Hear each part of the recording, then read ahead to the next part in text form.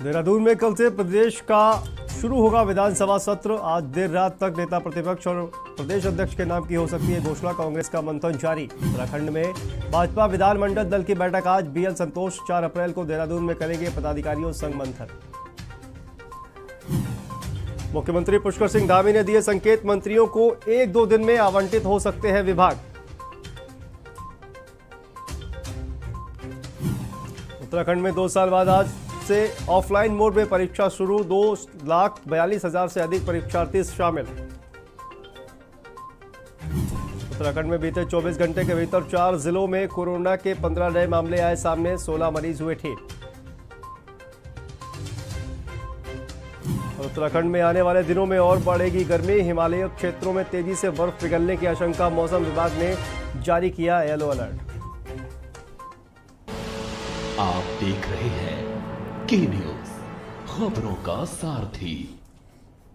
नमस्कार, आप देख रहे हैं खबर उत्तराखंड में हूं आपके साथ शांतनु त्रिपाठी। खबरों की शुरुआत करते हैं। खबर देहरादून से सामने आ रही है। कल से प्रदेश का शुरू होगा विधानसभा सत्र और कांग्रेस में नेता प्रतिपक्ष और प्रदेश अध्यक्ष की कुर्सी खाली पड़ी हुई है। आज देर रात तक नेता प्रतिपक्ष और प्रदेश अध्यक्ष के नाम की घोषणा हो सकती है। निवर्तमान प्रीतम सिंह का नाम सबसे आगे चल रहा है। यशपाल आर्य और हरीश धामी का भी नाम चर्चाओं में चल रहा है। हरक सिंह को भी मिल सकती है जिम्मेदारी। तो नेता प्रतिपक्ष और प्रदेश अध्यक्ष के नाम पर कांग्रेस कर रही है मंथन।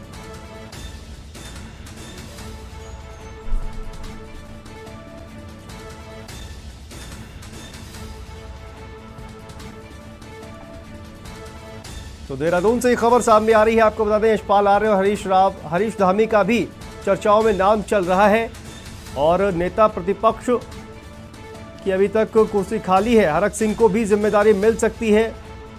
चर्चाओं में नाम चल रहा है प्रदेश अध्यक्ष को भी। नेता प्रतिपक्ष और प्रदेश अध्यक्ष के नाम पर कांग्रेस फिलहाल मंथन कर रही है। और कल से प्रदेश का विधानसभा सत्र भी शुरू होगा, लेकिन नेता प्रतिपक्ष की अभी तक घोषणा नहीं हो पाई है। तो नेता प्रतिपक्ष और प्रदेश अध्यक्ष की जो कुर्सी है कांग्रेस की बात करें तो वो खाली है।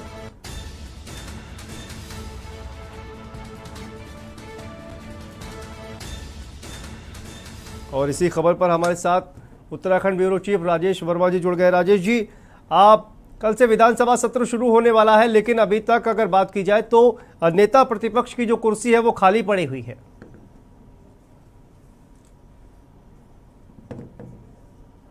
जी, ऑडियो अनम्यूट कर लीजिए राजेश जी, आपकी आवाज नहीं आ पा रही है। जी बिल्कुल शांतनु, आ रही आवाज आपको? जी जी बिल्कुल शांतनु, क्योंकि ये बता दें कि कल से जो है विधानसभा सत्र जो है वो शुरू होने जा रहा है 2022। और इसके साथ साथ जिस तरीके से एक बड़ी जिम्मेदारी विपक्ष की होती है, तो विपक्ष के तौर पे कांग्रेस जो है वो सामने बैठेगी। और कांग्रेस में जो है अभी तक नेता प्रतिपक्ष को लेकर के जो तमाम अटकलें हैं वो लगातार जारी है, क्योंकि चिंतन मंथन जो है वो पार्टी में चल रहा है। लेकिन कुल मिलाकर के अब तक की अगर हम बात करें तो सूत्रों के हवाले से एक बड़ी खबर हम अपने दर्शकों को बता दें कि नेता प्रतिपक्ष के नाम को लेकर के जो है मंथन जो है वो पूरा हो चुका है। और प्रीतम सिंह के नाम को लेकर के एक बार दोबारा सहमति जो है वो कांग्रेस में बनती दिखाई दे रही है, जो हमारे सूत्र बता रहे हैं। लेकिन सिर्फ अब इंतजार है तो आला कमान का, यानी कि दिल्ली से जो है सोनिया गांधी का इंतजार है। अगर उनके कहने पर सहमति को अप्रूवल दिया जाता है तो कल हो सकता है संभवतः अभी देर रात में ही जो है ये निर्णय हो जाए और उनकी औपचारिक तौर पे जो घोषणा है वो हो जाए। लेकिन इस दौर में काफी लोग जो है वो लगातार जो है प्रयास कर रहे हैं नेता प्रतिपक्ष को लेकर के, क्योंकि एक खेमा हरीश रावत का है। हरीश रावत चाहते हैं कि हरीश धामी जो है वह नेता प्रतिपक्ष की कमान संभाले। तो वहीं जो है दूसरा खेमा भी जो है वो अलग अलग गुटों में दिखाई दे रहा है। अगर बात करें तो पुराने नेता प्रतिपक्ष भी और प्रदेश अध्यक्ष भी जो रहे हैं, खासतौर से माफ कीजिए प्रदेश अध्यक्ष रहे हैं यशपाल आर्य, उनका नाम भी जो है इस बार दौर में काफी तेजी से चल रहा है। और इसके साथ साथ कई ऐसे अन्य लोग हैं जिनके नाम जो है वो काफी तेजी से जो है नेता प्रतिपक्ष के दौर में है, जिसमें तिलकराज भेड़ जो है वो भी इस दौर में है। लेकिन बहरहाल जो है अभी जो थोड़ी देर पहले जो है तमाम जो कांग्रेसी हैं उनके कांग्रेस भवन में जो है अभी थोड़ी देर पहले एक वार्ता हुई है। वार्ता में जो है सहमति से से जो है जो अभी सूचना आ रही है सूत्रों के हवाले से कि प्रीतम सिंह को जो है शायद इस बार दोबारा जिम्मेदारी जो है नेता प्रतिपक्ष की जो है वो कांग्रेस दे सकती है, क्योंकि अभी तक अगर हमने देखा है शांतनु 2017 में जब कांग्रेस की सरकार आई थी, लिमिटेड यानी कि 11 सिर्फ विधायक जो है चुन करके जो है विधानसभा में पहुंचे थे, लेकिन इस बार थोड़ी बढ़ोतरी जरूर हुई है शांतनु।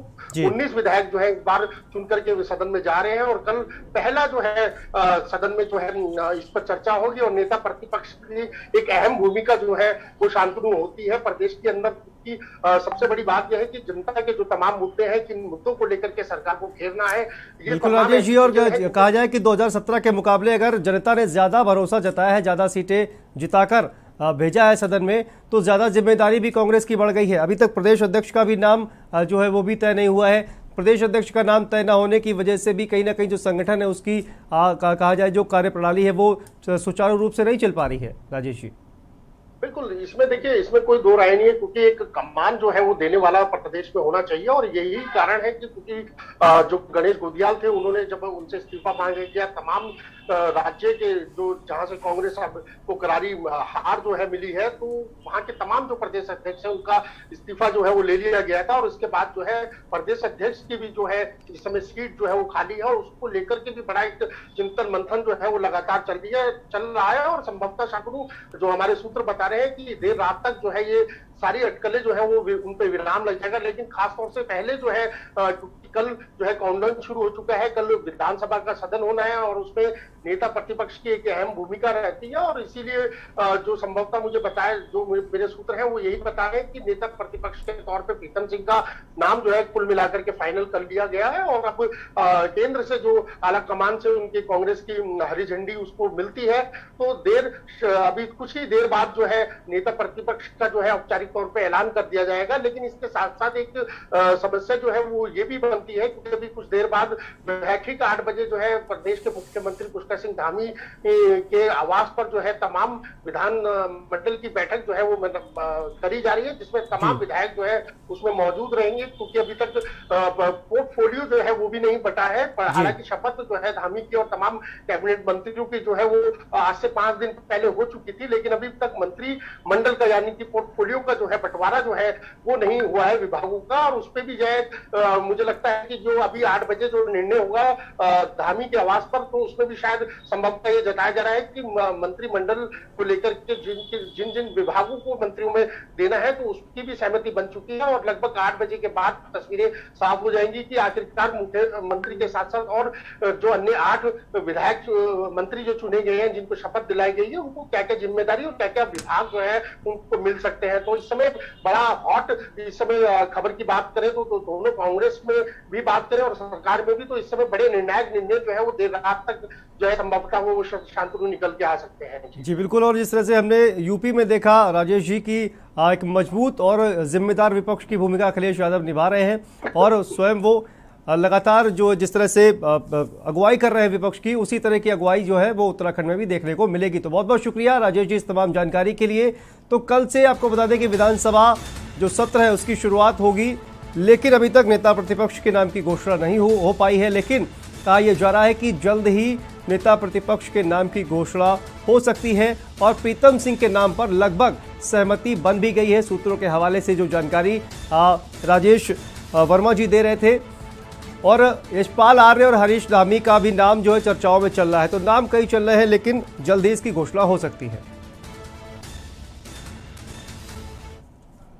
हरिद्वार के ग्राम पंजनहेड़ी व मिसरपुर में खेतों में सुबह 5 हाथियों का एक झुंड आ गया था, जिसको लेकर ग्रामवासियों द्वारा वन विभाग को सूचना दी गई। सूचना मिलते ही वन विभाग की 100 से अधिक कर्मचारियों की टीम ने कड़ी मशक्कत के बाद हाथियों के झुंड को वापस गंगा पार भेजा। वन क्षेत्राधिकारी दिनेश प्रसाद नौटियाल ने जानकारी देते हुए बताया कि सुबह 4 बजे 5 हाथियों का झुंड गंगा पार करके खेतों में आ गया, जिनमें से 7 बजे के आसपास 3 हाथी वापस चले गए, लेकिन 2 हाथी गांव के समीप रुक गए, जिनको लेकर ग्रामवासियों में अफरा तफरी का माहौल हो गया। उन्होंने जानकारी देते हुए बताया कि लगभग 100 वन कर्मचारियों ने खेतों में काम करने पहुंचे किसानों को खेतों से बाहर निकाला, जिसके पश्चात रोड ब्लॉक करके कड़ी मशक्कत के बाद झुंड के साथ आए दोनों हाथियों को गंगा पार वापस जंगल में भेज दिया गया।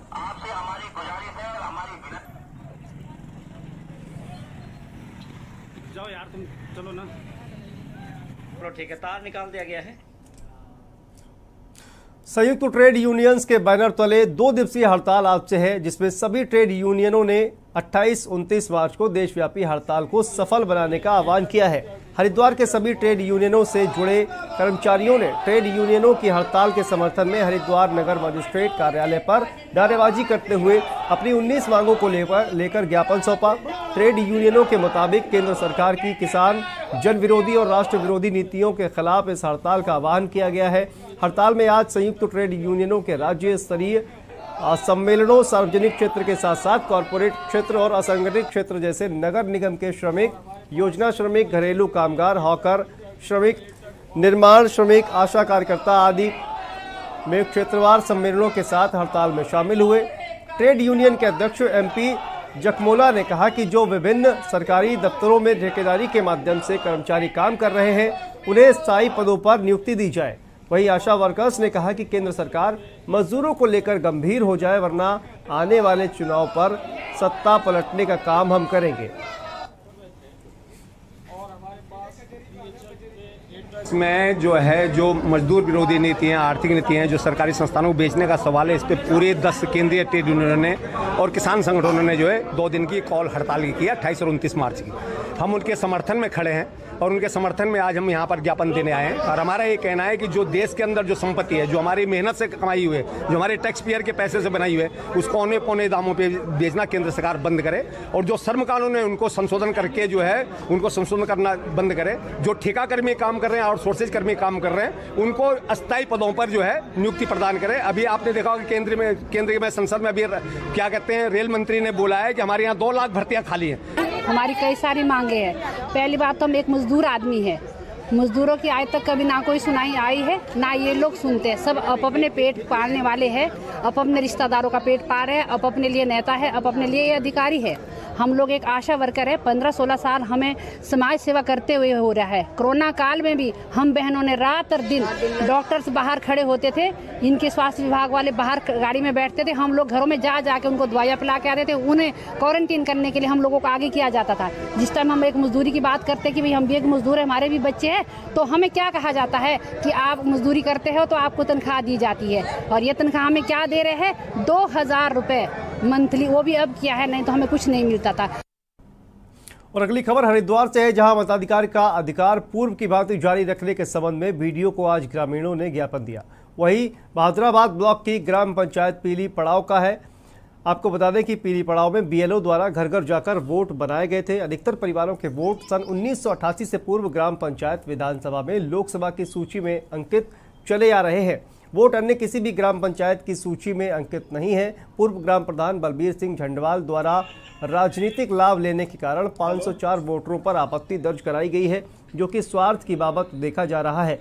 परिवारों के वोट 1988 से पूर्व से पंचायत में चले आ रहे हैं। राशन कार्ड, पंचायत पत्र, आधार कार्ड आदि ग्राम पंचायत पीली पड़ाव में ही अंकित है।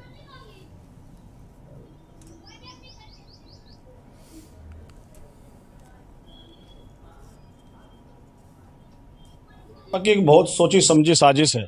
भाजपा के जो पूर्व विधायक हैं स्वामी यतीश्वरानंद, वो जब से हरिद्वार ग्रामीण में चुनाव हारे हैं, लोगों ने वहाँ अपना जो मैंडेट कांग्रेस के फेवर में दिया है, तब से वो इस तरह के नए नए हथकंडे अपना रहे हैं। जिन लोगों ने कांग्रेस का साथ दिया उन लोगों के खिलाफ नए नए कारनामे वो कर रहे हैं। लालढांग में एक आपराधिक किस्म का उनका व्यक्ति जो मंडल अध्यक्ष है, उसने वहाँ का माहौल ख़राब करने का काम किया, वहाँ हिंदू मुस्लिम कराने की कोशिश कर रहे हैं। लेकिन जनता सब समझ रही है और अभी ये नया प्रकरण है। और यहाँ पर वक्त है एक छोटे से ब्रेक का। ब्रेक के बाद फौरन हाजिर होते हैं। आप देख रहे हैं के न्यूज़, खबरों का सारथी।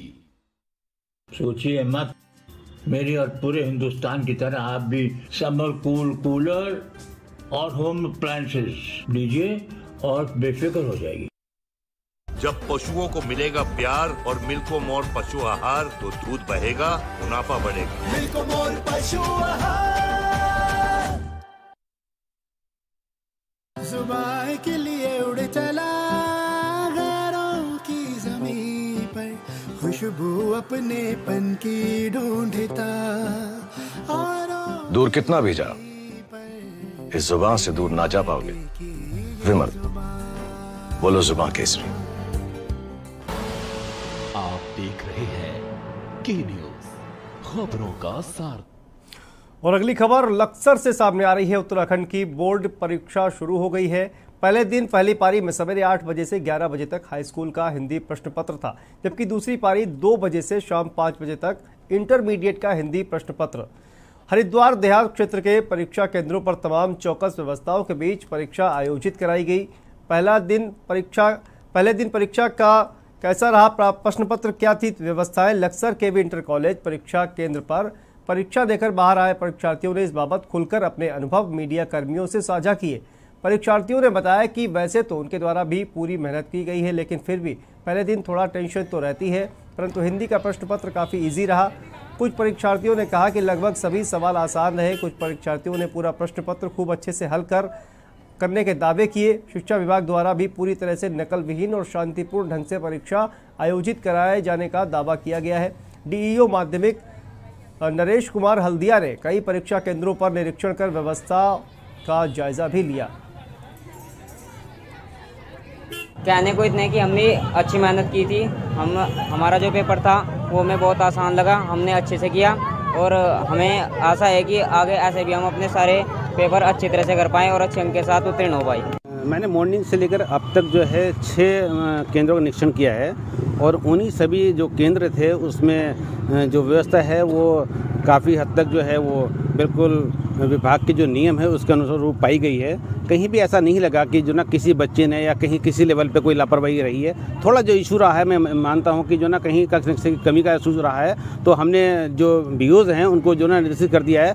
देखिए, जैसे ही बोर्ड परीक्षा शुरू होने लगी तो उससे पहले ही हमने सारी व्यवस्था एकदम दुरुस्त कर दी थी। हमारे यहाँ क्योंकि बड़ा सेंटर था, 411 बच्चे थे सुबह की मीटिंग में, तो उसी हिसाब से हमने तैयारी कर रखी थी और तैयारी बहुत अच्छे ढंग से थी। शासन प्रशासन ने पूर्ण रूप से सहयोग किया है। उत्तराखंड विधानसभा चुनाव में भाजपा ने 70 में से 47 सीटों पर अपना कब्जा जमाते हुए अपनी सरकार बनाने का काम किया।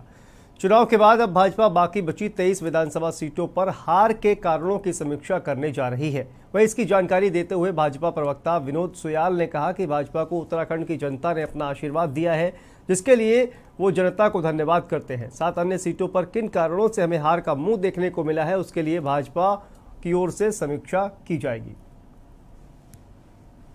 हम उत्तराखंड की जनता का आभार व्यक्त करना चाहते हैं कि उन्होंने भारतीय जनता पार्टी को उत्तराखंड राज्य के अंदर 47 सीटें दी हैं, किंतु एक जिम्मेदार राजनीतिक दल होने के नाते जिन स्थानों पर हमको पराजय देखनी पड़ी है, उन स्थानों पर भी समीक्षा का निर्णय पार्टी ने लिया है। पार्टी ने निर्णय लिया है कि उन स्थानों पर हमारे वरिष्ठ कार्यकर्ता जाएं और वहां पर इन चीजों की समीक्षा करेंगे, किन कारणों से, क्या कारण थे, कतिपय कारण थे, किन कारणों से भारतीय जनता पार्टी इन स्थानों पर रह गई, इसलिए इसके लिए और उसके बाद रिपोर्ट प्रदेश को सौंपेंगे।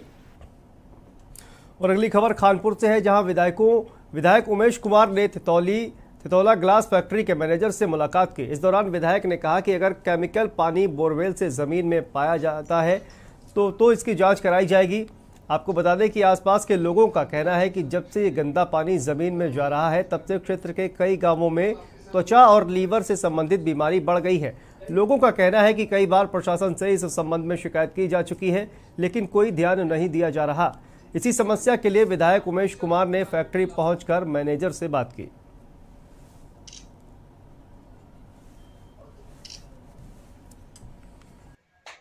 शिकायतें आ रही हैं कि पानी में मोम जैसा ऊपर जम जाता है और पानी में केमिकल की आशंकाएं जताई जा रही थी और 25 से 30 हज़ार की बल्कि ज़्यादा आबादी जो है गोल्ड प्लस के आसपास रहती है। थितौला वालों की भी ये शिकायत थी, लंडोरा की भी यही शिकायत है। तो हम गए थे और हम उनको बहुत सभ्यता से बता के आए हैं कि आप अगर कोई ऐसा कार्य कर रहे हैं तो उसे ना करें। और मैं प्रशासन के साथ अब वहाँ विजिट करूँगा और एक किसी टेक्नीशियन को जो ग्लास फैक्ट्री के संबंध में जानकारी रखता हो उनको लेकर निरीक्षण करेंगे और ये देखेंगे कि क्या पानी का डिस्चार्ज ज़मीन में तो नहीं किया जा बोरवेल के माध्यम से। अगर ऐसा किया जा रहा है तो फिर इनके खिलाफ सख्त से सख्त कार्रवाई की जाएगी। उनको हम बताएं कि एक दिन निश्चित कर लीजिए, वो दिन हमें बता दीजिए, प्रशासन और हम आएंगे। और यहाँ पर वक्त है छोटे से ब्रेक का। ब्रेक के बाद फौरन हाजिर होते हैं। आप देख रहे हैं की न्यूज, खबरों का सारथी। गोल्डी हिंग का तड़का लगे तो सभी दबा के खाते हैं। गोल्डी हिंग कण कण में जान। पर ये दिल है कि चख रहा है उन्हीं अल्फाजों का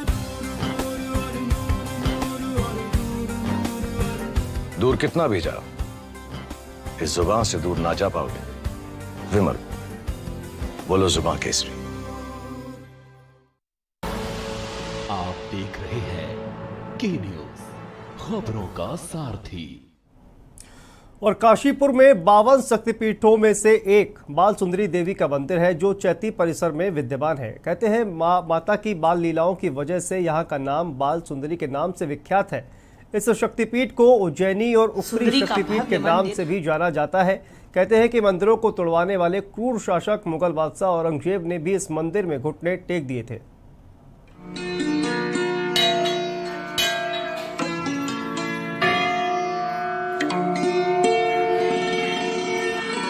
52 शक्तिपीठों में एक मां बाल सुंदरी का भव्य मंदिर काशीपुर में विद्यमान है। चैत्र नवरात्रि में मां के दर्शनों के लिए भारी संख्या में भक्तों का तांता लगा रहता है। शोभा यात्रा निकालकर मां की डोली मंदिर में स्थापित की जाती है। कहा जाता है जो भी श्रद्धालु पूरी भक्ति भाव से मां के दर पर आता है उनकी मनोकामना पूर्ण होती है। इस मंदिर में आदिशक्ति के बाल रूप में पूजा होने की वजह से इसे बाल सुंदरी कहा जाता है। इस स्थान पर भगवान विष्णु द्वारा सुदर्शन चक्र से माता सती के अंगों को काट दिए जाने के बाद माता की दाई भुजा यहाँ गिरी थी। तभी यहाँ माता की कोई मूर्ति नहीं बल्कि एक शिला पर उनकी दाई भुजा की आकृति गढ़ी गई है, उसी की पूजा की जाती है। माता बाल सुंदरी भुक्सा जनजाति की कुलदेवी है, इसलिए भुक्सा जनजाति के लोग साल में एक बार आते हैं और भव्य जागरण का आयोजन करते हैं। ये स्थान है, यह अपने में बहुत अलौकिक और प्राचीन स्थान है। कहा जाता है माँ सती की बाई भुजा इस स्थान में गिरी हुई है और 51 शक्तिपीठों में से एक पीठ है जहाँ पे चैत्र मास में चैत्र के नवरात्रि में भगवती का चैती मेले के नाम से यहाँ भव्य एक मेले का आयोजन होता है माता जी के सम्मान में, जहाँ जिसमें लाखों की संख्या में श्रद्धालुगण माता जी के दर्शनों को आते हैं। काशीपुर के चैती परिसर में बना मां बाल सुंदरी देवी का पौराणिक मंदिर खुद में एक इतिहास को समेटे हुए है। चंद्रवंशीय राजाओं के शासन काल के दौरान औरंगजेब ने जब यहाँ बाल सुंदरी देवी के मंदिर को बनवाया था। हैरानी वाली बात यह है कि जब औरंगजेब मंदिरों को तुड़वा रहा था तो क्या वजह रही कि काशीपुर के बाल सुंदरी मंदिर को तुड़वाने के बजाय मंदिर को भव्य रूप से स्थापित किया और खुद ही इस मंदिर में आस्था तक रखता था। कहते कि औरंगजेब की बहन जहां आरा बहुत बीमार पड़ गई थी लेकिन किसी तरह से उसका उपचार नहीं हो पा रहा था तो किसी के बताने पर औरंगजेब बाल सुंदरी देवी के मंदिर में आता है। यहाँ देवी दर्शन कराने के बाद प्रसाद लेकर वापस लौट जाता है, जिसके बाद से उसकी बहन ठीक हो जाती है। तभी से औरंगजेब की जिस मंदिर से अटूट आस्था बढ़ जाती है। यही नहीं, मंदिर का निर्माण मस्जिद नुमा ढांचे के रूप में किया गया था जो सबसे अलग दिखता है। है कि इस मंदिर का जो जीर्णोद्धार है वो मुगल शासक और क्रूर शासक औरंगजेब द्वारा इस मंदिर का जीर्णोद्धार कराया गया है और उसके पीछे भी एक इतिहास रहा है क्योंकि वो तो सब जानते ही हैं क्योंकि वो काफी कट्टर और क्रूर शासक था। उसके बावजूद भी इस मंदिर का उसने जीर्णोद्धार कराया है और कहा जाता है कि जो उसकी बहन जब जहारा का स्वास्थ्य जब खराब हो गया था तब उसने भगवती के इस मंदिर के जीर्णोद्धार के लिए कहा था। उसके बाद उसकी बहन का स्वास्थ्य ठीक हुआ तब जाकर के उसने इस मंदिर में का जो है जीर्णोद्धार कराया, वह यहाँ आके भगवती को नतमस्तक किया। लाखों श्रद्धालुओं की आस्था का केंद्र है काशीपुर का मां बाल सुंदरी देवी का मंदिर, जहां क्रूर मुगल शासक ने भी घुटने टेक दिए।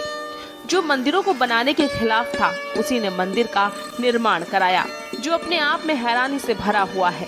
हर साल यहाँ लाखों भक्त नवरात्र में दर्शनों के लिए आते हैं और अपनी मनोकामना पूरी करते हैं। खास तौर पर नवविवाहित जोड़ी संतान प्राप्ति के लिए मंदिर में मनोकामना मांगती है। इसी वजह से लाखों लोगों की आस्था का केंद्र है मां बाल सुंदरी का भव्य मंदिर। काशीपुर से के न्यूज़ इंडिया के लिए अजहर मलिक की रिपोर्ट।